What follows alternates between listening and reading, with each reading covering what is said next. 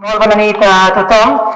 De veritat que és un plaer veure aquest claustre i futur espai del Museu Carmen Thyssen amb tantes cares conegudes, amb tanta estima i tant desig de fruir de l'art i de la cultura. Mireu, és cert, amb la Covid el que hem hagut de fer és reinventar-nos tots plegats. I segurament que si no hagués estat per la Covid, a mi no se m'hauria passat pel cap demanar de fer una conferència a l'aire lliure, de fer de l'art al carrer. I avui pensava, és molt maco poder ajuntar dues tradicions. Una tradició dels nostres ancestres, dels nostres avantpassats, la cultura hel·lènica, seria com retrobar-se a l'àgora i aprofitar el que és la tecnologia del segle XXI. Pensant en com us donia la benvinguda i pensant en tots els actes que vam fer ahir aquí amb la presentació del futur Museu Carmen Thyssen, i em venia al cap novament l'Èlada, perquè de fet és el nostre ressò cultural. I clar, l'Acadèmia de Plató també es va fundar en uns jardins que acolliran, o que han estat el gran tret de sortida de l'espai del projecte del Museu Carmen Thyssen. Dit això, és cert que tots tenim ganes de fruir de l'art i de la cultura, perquè Hölderlin ens deia que l'home només pot habitar poèticament el món. Però Hölderlin, si hagués de dir aquesta frase al dia d'avui, el 2020, jo crec que canviaria el terme home per persona.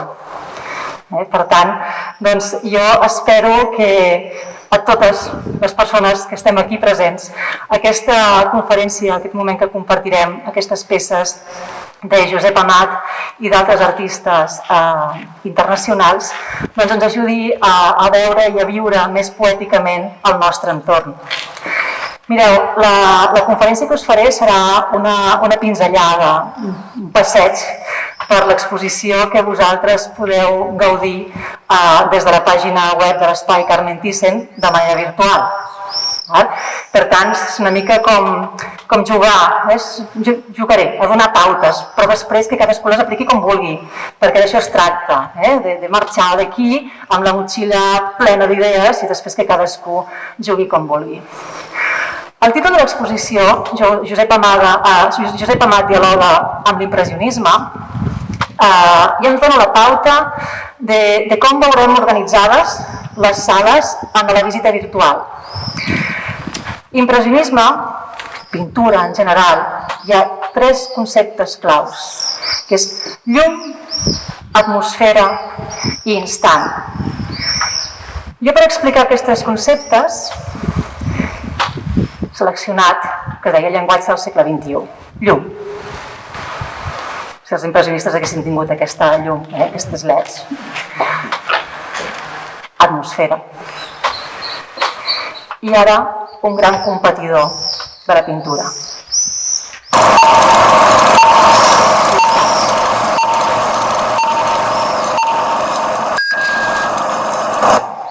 Bé, aquests són els 3 conceptes en els que m'he basat per construir la primera part del discurs de l'exposició, i quan entreu a navegar per l'exposició virtual veureu que hi ha la sala de la llum, la sala de l'atmosfera i la sala dels instants. Però llavors hi ha un quart concepte, que és aquest.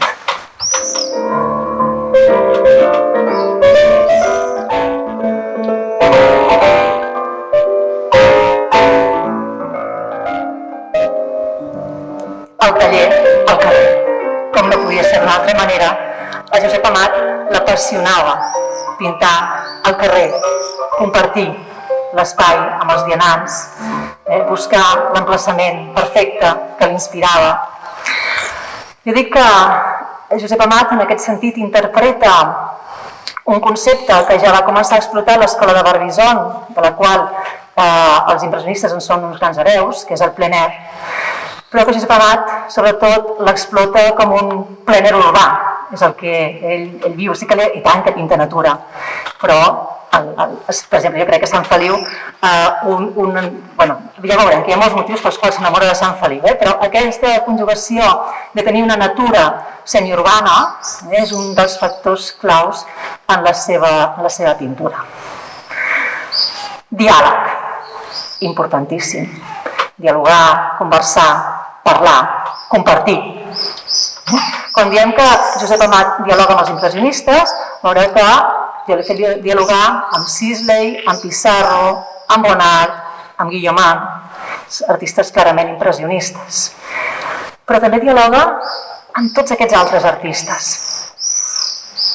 Amb Levas, Camoin, Podhast, Loiseau, Gauguin, Dufy, artistes que no són clarament impressionistes, sinó que es nodreixen de les arrels estètiques d'aquesta corrent pictòrica per desenvolupar el que és el seu llenguatge plàstic.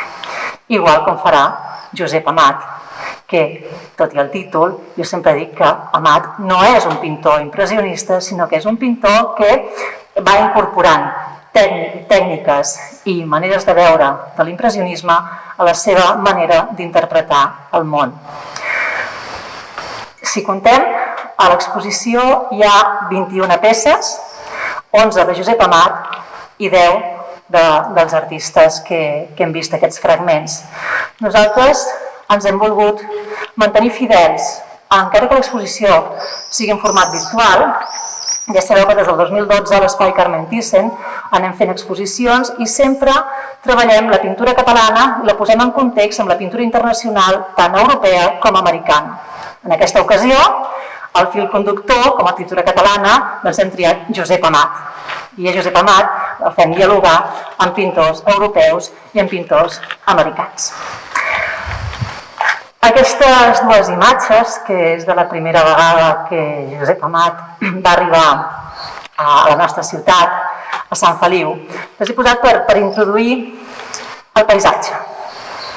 Introduir el paisatge en la biografia de Josep Amat, perquè ell, quan comença en els seus inicis, es sent molt atret per la pintura paisatgista catalana, per Vayreda, per Martí Alsina, evidentment Rossinyol, Casas, els grans mestres de la pintura catalana, Mir, Gimeno, influencien la seva manera de veure el paisatge.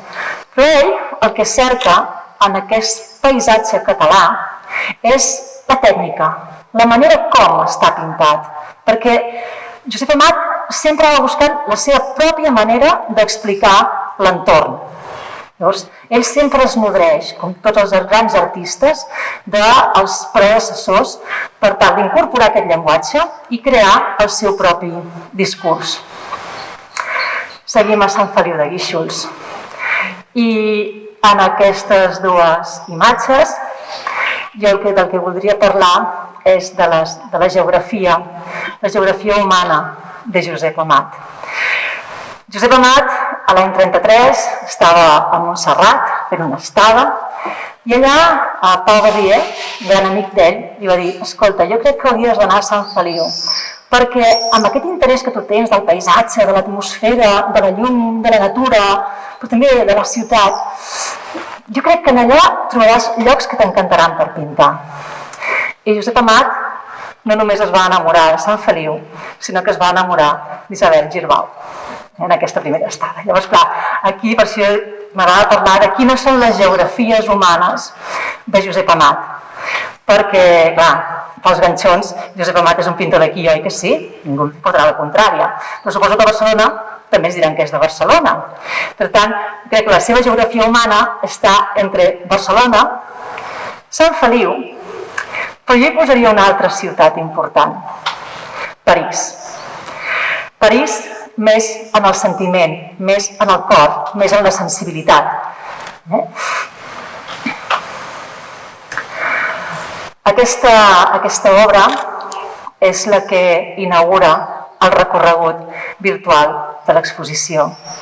La casa de l'artista. La casa estava al passeig, no sé si el punter... Sí, veieu? Aquest balcó d'aquí, Aquest balcó era la casa de l'artista. I aquí, des d'aquest balcó, també hi va pintar molts i molts quadres.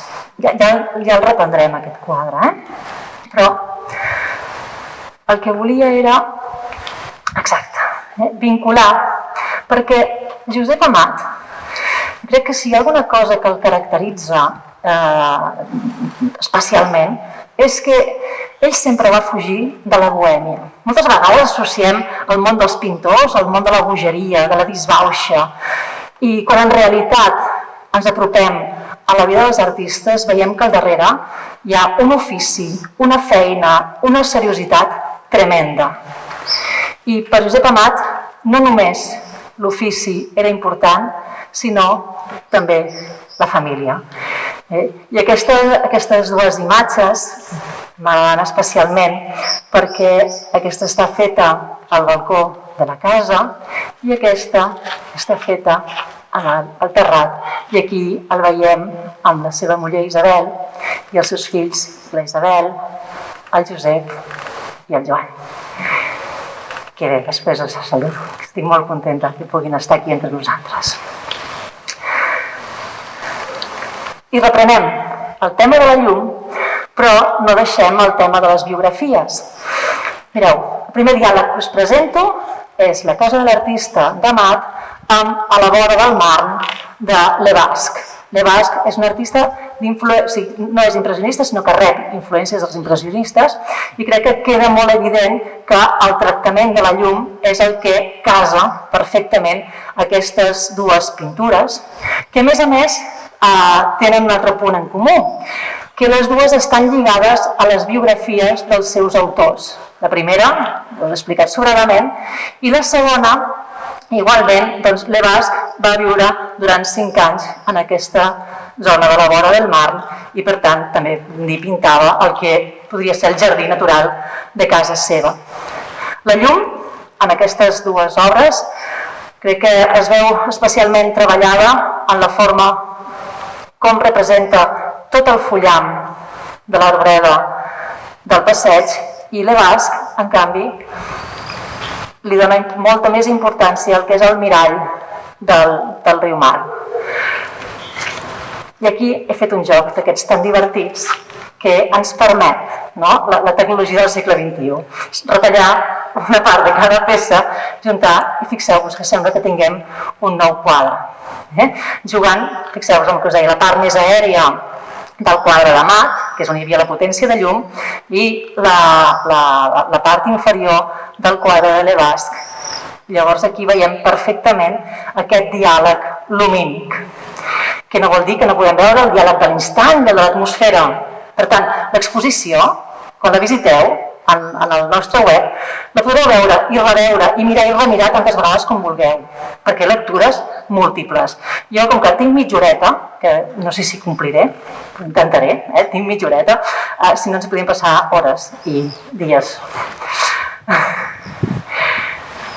Bé, segueixo amb aquestes dues peces perquè és un altre dels avantatges d'una exposició virtual. El món virtual, ja hi deia que ha vingut aquí per quedar-se i per complementar el món real i el món presencial. I moltes vegades, segurament, el món virtual ens permetrà poder treballar i preparar-nos les visites a les exposicions. Per què? Perquè tenim una capacitat de veure de prop, d'augmentar, d'analitzar el detall de les peces que el que és la visita al museu convencional no ens permet.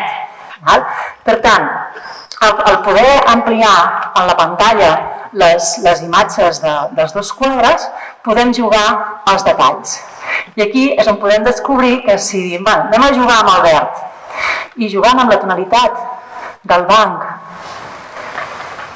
i la presència de la vida quotidiana, saltem a l'altre quadre i veieu, ens apropem i agafem també el vaixell, i és la mateixa tonalitat de vers, i fixeu-vos, dos quadres que aparentment què tenien a veure? Perquè un paisatge urbà i un paisatge natural. I en canvi hi hem pogut trobar una quantitat de similituds, de jocs, de diàleg, perquè dialogar és això, parlar, escoltar i enriquir-se.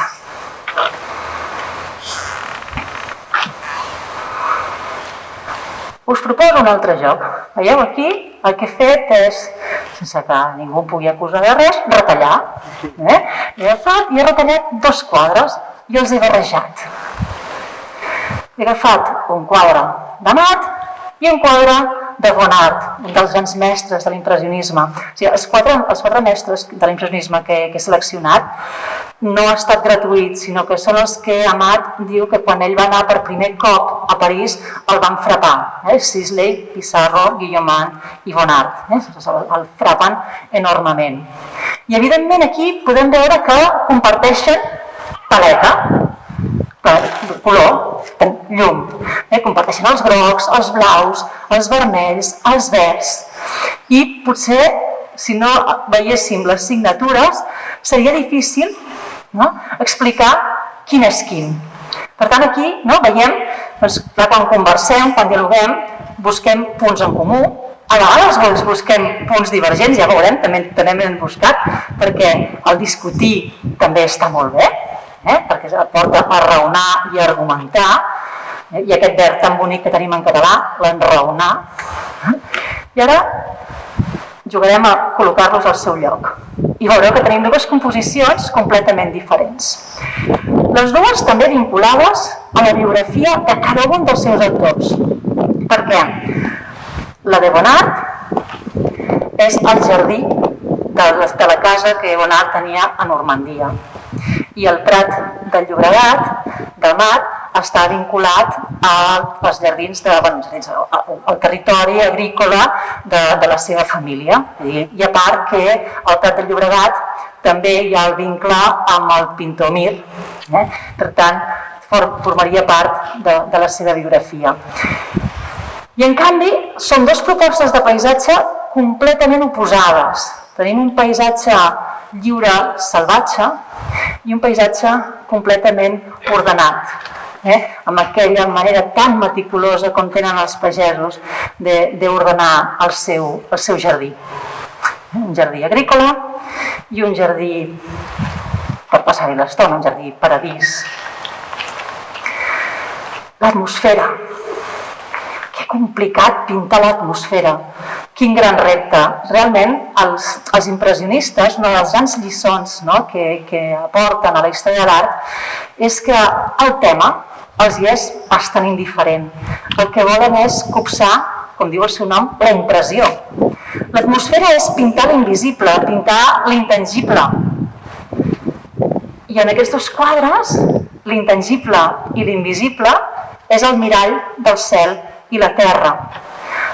En la Rambla, de Josep Amat, clar, la nostra mirada se'n va clarament a tota l'arbreda,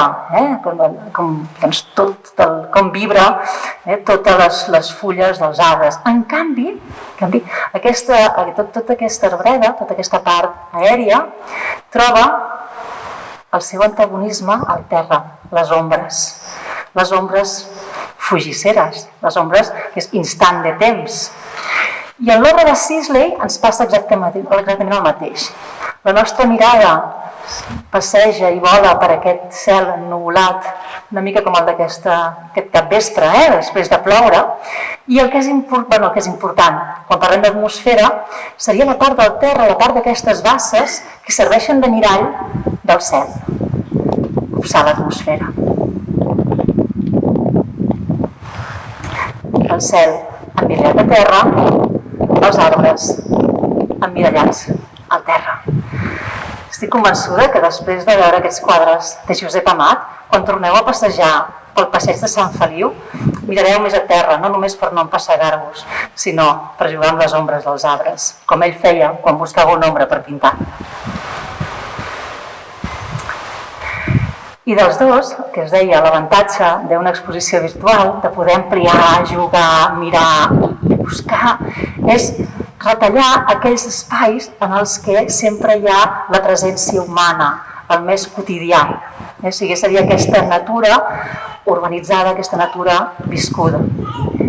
Llavors he buscat aquest paral·lelisme entre les dues obres, evidentment, una amb una gran atmosfera d'ombra i l'altra amb una gran atmosfera humida, la inundació de Port Marly de Sisley. És un luxe i és un privilegi la col·lecció Carmen Thyssen que ens permet fer aquests jocs.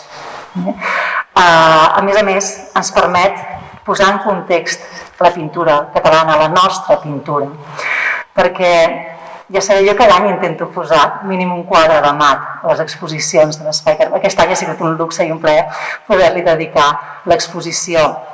Però jo sempre dic, quan poses una Mat al costat d'un Sisley o al costat d'un Pissarra i no et cau, quin orgull. I la part divertida.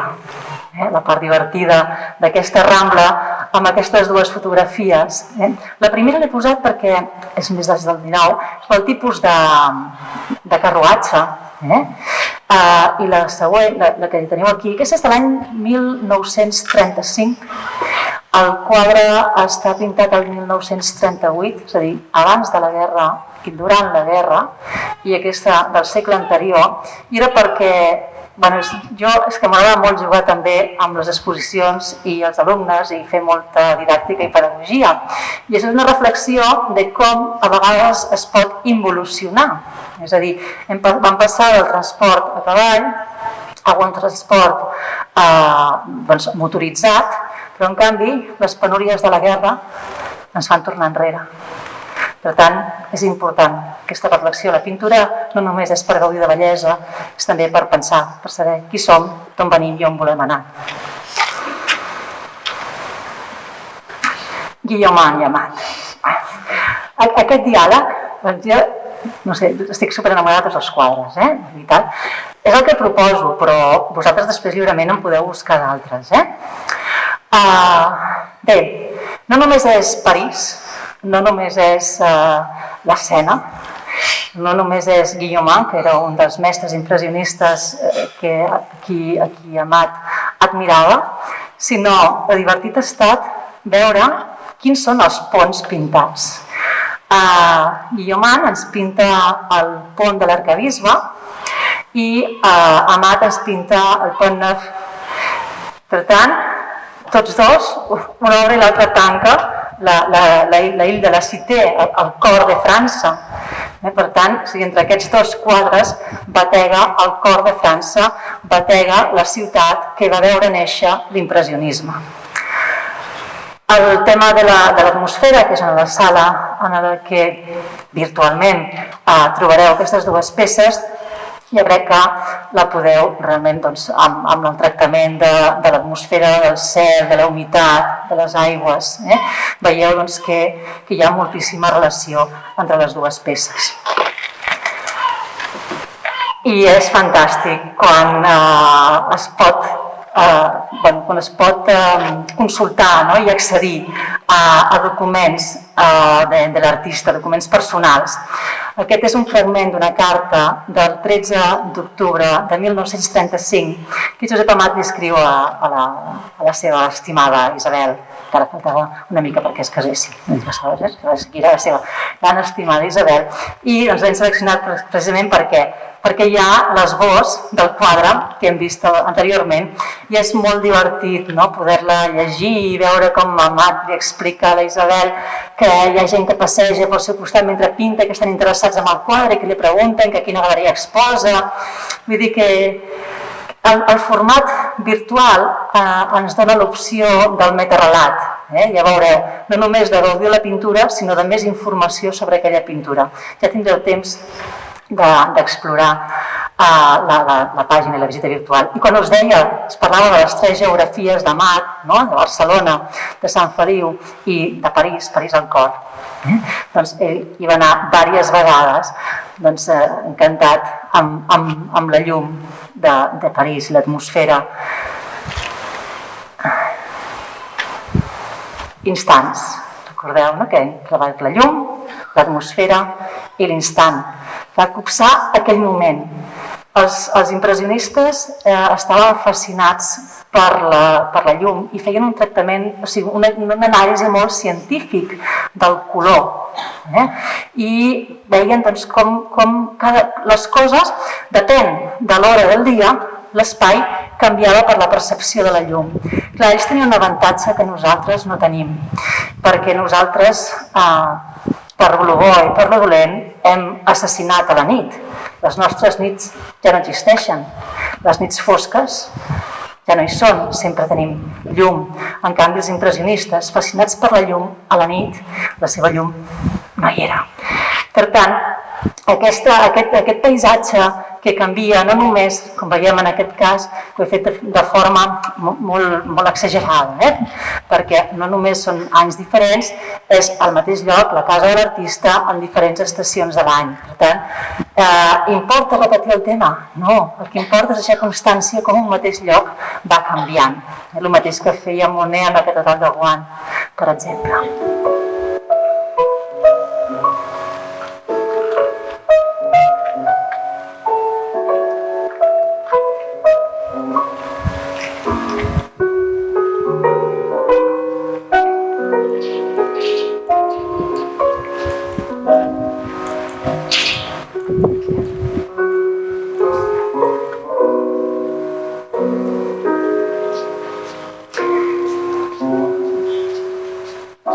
Documents meravellosos, no?, que ens permeten compartir aquells instants de creació de l'artista que ell intentava atrapar i immortalitzar aquelles ombres que no volia deixar escapar. Instants que congelen el moviment. En aquestes 3 obres, l'Oiseau, la faig dialogar amb taules al passeig i al casino perquè l'esporneig que desprenen les 3 obres és increïble. Sembla com aquell moment i aquell temps congelat però que no vol parar. I llavors el color tot el temps i tot comença a vibrar i tot batega. Tot on en realitat no hi ha res i aquesta és la màgia i la il·lusió de l'art. Fixeu-vos, desapareixen les formes i ens queden només les pinzellades. Allà on hi havia persones, només hi ha el gest del color. Aquesta és l'altra, com us deia, el gran avantatge de poder veure l'exposició en aquest format digital, de poder ampliar, de poder gaudir del trast, del color, del gest dels artistes. 2 obres meravelloses. Jo no crec en les casualitats, però sí en les afinitats. La primera peça que veieu és Camí de Versalles de Pissarro. I aquesta és Neu a Sant Gervasi, de Josep Amat. És meravellós que una col·lecció pugui tenir 2 obres tan distants. Evidentment, Pissarro, quan va pintar, mai Amat no havia ni nascut quan va pintar el quadre, i Amat molt probablement no coneixia aquesta obra precisa de Pissarro. En canvi, les obres tenen molts punts en comú. Jo vaig triar per la neu, per començar, perquè la neu és instant, és fonedissa, és fugissera. I d'altra banda, per la composició. Com veieu, ens podríem trobar molts paral·lelismes compositius. Però ja el que és divertidíssim, quan comences a estudiar i tens la possibilitat de conèixer de primera mà informació sobre l'artista, és sabut pels historiadors que aquesta peça de Pissarro està pintada molt a prop, o gairebé a la porta de casa seva. Vivia a les afores de París i com que feia molt fred, doncs ell no volia anar molt lluny i pintava aquell paisatge nevat molt a prop de casa seva. Resulta que el quadre de Josep Amat també està pintat a la porta de la casa del carrer de Sant Gervasi de Josep Amat.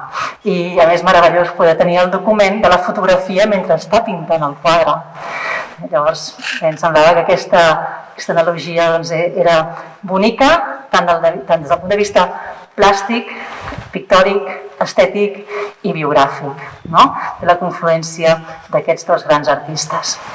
Llavors, el fil conductor de les obres que veureu ara és recórrer diversos llocs del món. A Dufy i a Amat no només els uneix aquelles analogies plàstiques i estètiques que podem trobar entre aquestes dues peces, sinó que també els unia una amistat. Llavors, jo penso que això, a més, encara fa més bonica i més interessant aquest diàleg. Dufy ens pinta un mercat de Marsella i Amat ens pinta el mercat de la Barceloneta. Fixeu-vos, punts en comú és la pròpia estructura d'edifici del mercat, i en canvi són dues obres completament antagòniques. Dufy ens ensenya el que és un interior, l'activitat a la part interior del mercat, i Amat ens mostra tota l'activitat a la part exterior d'aquest mercat. L'obra de Dufy ja està donant un pas abandonant l'impressionisme i introduint la influència del fauvisme, d'aquests colors contraposats, el vermell i el verd, aquest color més ferotge, per realment donar força a tota la composició. Amat també aplica aquests colors fauves, veieu? Els vermells, els verds, per donar-li aquest dinamisme a la composició. I ara sí, quan he volgut fer dialogar, veieu que l'obra d'Amat, el mercat de la Barceloneta, no només la podem fer dialogar amb l'obra de Dufy, sinó també podem establir, per què no, un diàleg amb l'obra de Loiseau si agafem el concepte de moviment. Fixeu-vos que són dos moviments completament diferents, el d'Amat amb uns personatges figuratius definits, però que aquesta sensació de moviment l'aconsegueix amb els colors forts. I, en canvi, Loiseau, que li dona molta més importància a l'atmosfera, aconsegueix el moviment del carrer Clignancourt amb el que és el gest d'una pinzellada, que com heu vist, quan t'apropes, no hi ha ni moviment ni personatges, només hi ha el gest del color. Gauguin i Amat. Veieu que no és un luxe poder posar aquest diàleg o poder establir aquest diàleg. L'obra, una de les obres primerenques de Gauguin, clarament influïda encara per l'impressionisme, aquest carrer de la ciutat de Rouen. La ciutat de Rouen, Gauguin hi va anar perquè a Rouen hi vivia Monet. Monet era mestre de Gauguin. De fet, de Monet tenim les catedrals de Rouen, que tenen diverses seqüències per realment treballar el que és l'impressionisme, i Gauguin fa aquesta composició que la contraposo amb la criolla d'Amat, perquè si bé el tractament atmosfèric, pinzellada, o sigui, podríem fer tot el discurs estètic impressionista, són dues obres antagòniques. Una és el silenci i l'altra és el bullici. Una podria ser la ciutat confinada, si la passem en el nostre context contemporani, i l'altra és la ciutat que tots ens agradaria tornar a veure i a viure, oi que sí? És meravellós veure la coincidència de la composició, la gamma cromàtica, o sigui, el paral·lelisme que es pot establir entre aquestes dues obres. I el que us deia, divertit veure que hi ha més enllà de la pintura. El quadre de la criolla, de Josep Amat, hi ha aquesta fotografia, que és la imatge real de la imatge pintada. La criolla era una sala de festes que es va inaugurar a Barcelona l'any 1925, era una sala superfamosa. I Amat pinta aquest quadre l'any 1928. Actualment no existeix aquest carrer, no existeix la criolla, perquè aquesta zona va ser bombardejada l'any 1938 i actualment això és l'avinguda Drassanes de Barcelona, una mica canviada, oi que sí? Però bé, són quadres que ens deixen instantànies d'un passat. Racons de món. Recordeu que fins ara hem fet dialogar a Josep Amat amb artistes europeus. Aquí he triat un artista americà, perquè la col·lecció Carmen Thyssen tenim la sort que té una col·lecció de pintura americana impressionista del segle XIX que és única a tota Europa. Aleshores, s'ha d'aprofitar per realment tenir aquesta mirada àmplia, global, dintre del que és una mirada occidental al món de l'art. Aleshores, fent dialogar aquests dos racons de món, la Costa Brava i la costa est d'Amèrica, fixeu-vos, doncs he triat en què s'assemblen i en què es diferencien. Aquests mars amb velers, en el que la importància aquí de la llum i del color, Amat la utilitza per construir la perspectiva, la profunditat. En canvi, Podcast la utilitza per il·luminar. Després, quan veiem el quadre sencer, veureu més clar. I a la part inferior, doncs, aquesta vida social, que fixeu-vos, tot i ser dos continents i dos moments diferents, a tots ens segueix agradant gaudir de la platja, canvien els models de cadires, però seguim utilitzant cadires, parasols, etc. És molt divertit analitzar els quadres d'escenes de platja al llarg de la història. I aquí us els poso sencers perquè veieu que diferents que es veuen així, oi que sí? Perquè tots dos, fixeu-vos que coincideixen en què tenen el que seria un terç de terra. En canvi, els altres dos terços és en el que varia completament la composició. Qui li dona més importància al mar i qui li dona més importància al salatge. De Podcast fins i tot s'arriba a dir que té una certa influència de Sorolla, la manera de tractar els blancs i la llum. I aquí es veu clarament el que us deia de com Amat el blanc l'utilitza no tan sols per il·luminar, sinó per construir aquesta perspectiva de l'obra. I ja vaig acabant, Amat i Camoin. Dues maneres de pintar l'aigua. Dos fragments de mars, dos pinzellades de dos artistes influïts per l'impressionisme. De fet, aquesta és la grandesa d'un moviment d'impressionisme que neix a l'últim terç del segle XIX, però que es desenvolupa fins ben bé gairebé tot el segle XX. És a dir, com aquesta nova manera de veure el món, com aquest anàlisi científic, com aquest qüestionar-se de com es construeix la llum, de com es comporten els colors, de com allò que jo veig puc traslladar-ho com a il·lusió òptica damunt d'una tela. Evidentment, les veladures i les transparències d'Amat són més notables. La pintura de Camoin té un gruix molt més definit, però ambdues tenen aquest moviment de l'aigua de dues escenes que semblen germanes. Tenim el port de Sant Feliu i el port de Cassís. També m'agrada perquè les dues són una vista de mar cap a terra. Normalment les marines, no? Sí, ja ho dic bé, de mar cap a terra i no la inversa, amb aquests perfils de muntanya també coincidents en la manera de tractar el color, que ja van deixant enrere el que seria aquesta pinzellada no només impressionista, sinó que ja veuríem cert fauvisme en l'aplicació del color i cert expressionisme en la manera de deixar dibuixar a la pinzellada. El que us deia, aquesta passejada pictòrica, aquests diàlegs que us he esbossat i que vosaltres podreu trobar en la visita virtual de l'espai Carmen Thyssen al nostre web, que la visita, com que és virtual, està concebuda d'una manera completament diferent a la que seria la física. És a dir, està pensada perquè la veieu moltíssimes vegades i molt poca estona.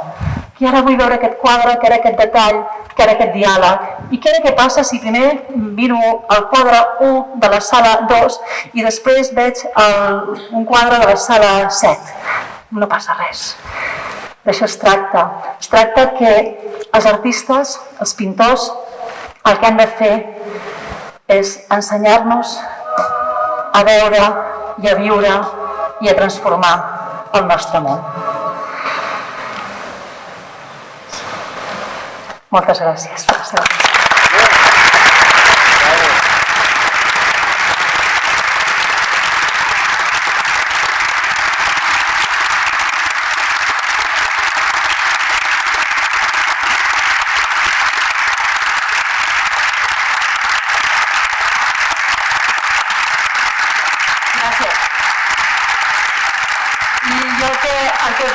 ara és allò que com a profe normalment no dic a classe, sinó que ara, quan anem sortint, podeu treure el mòbil i començar a visitar l'exposició. Moltes gràcies.